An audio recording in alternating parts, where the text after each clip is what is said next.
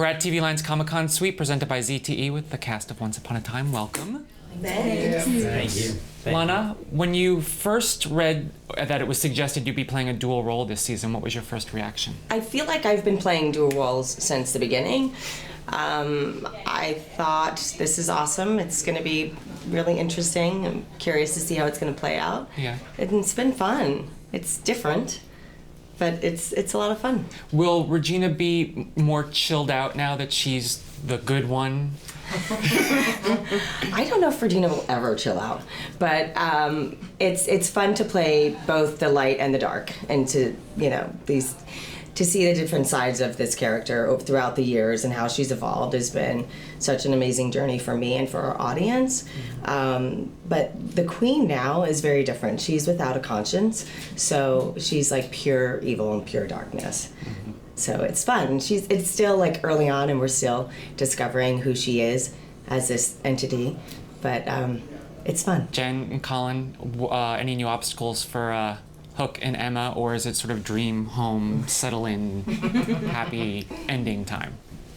I mean, it's Storybrooke. There's always something. You know what I mean? They sort of, I guess. They are. I mean, yeah, they're trying to move. This is very weird to have this conversation this way. I just realized we shouldn't probably do that. Yeah, I feel like they're definitely. It's different now that they've established that it is true love. Mm-hmm. That at the end of season 5, she had to weigh her heart and find out for sure. And so I think there's new excitement and love and romance there. But then it is Storybrooke, so there is definitely. Something to overcome. Rebecca, are you and Regina BFFs now? Do you have each other's back? In real life or on telly? Telly. I only care about the telly. Fine.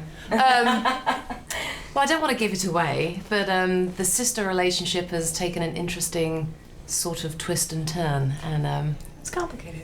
Yes, if they were on Facebook, it would say it's complicated. That would be on Facebook status. Selfies. Let's just say that. They love taking selfies. There's going to be a lot of selfies this season, sister selfies. Love it. But yeah, it's a really, really, really fun relationship for me to explore. Like, it was nice for me to have a love interest with Hades last season and to explore that part of my character, because it was the first time she'd ever been in love.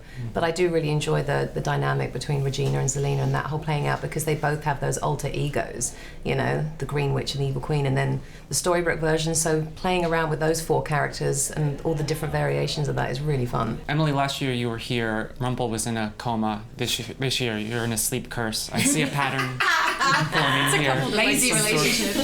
We're just done working together. We have to have one that's passed out. It's contractual now, so we really don't get along. Yeah. What can you say about the premiere and when we pick up with you?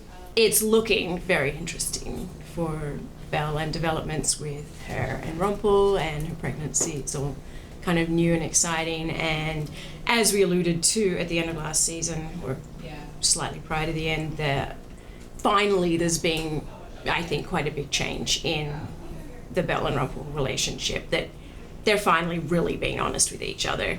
She's taking responsibility for the fact that she knows he's never really going to change. She's accepting that instead of just always sort of saying she thinks she will, or he's just being honest with the fact that he's not. Mm-hmm. So that's kind of entreed into a new perspective for her. Josh, what fresh hell waits the Charmings? There's always some kind of hell. Diaper hell. It's the worst kind of hell. Yeah. But we're all dealing with the Evil Queen is back. The witch is back.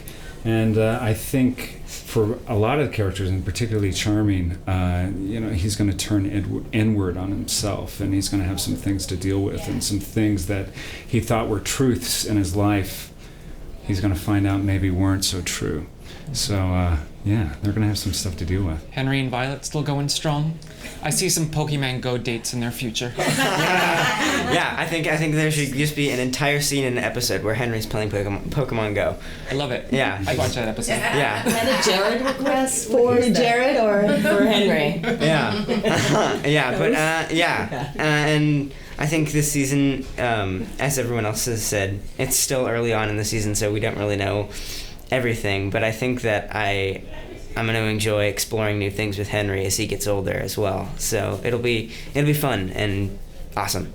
It's a pretty introspective season, I feel like, from the script so far. Like, there's a lot of kind of turning inside for each character and having to face what they've been through up until this point and what that means from this point on. And everybody has to kind of deal with their own baggage in a certain way.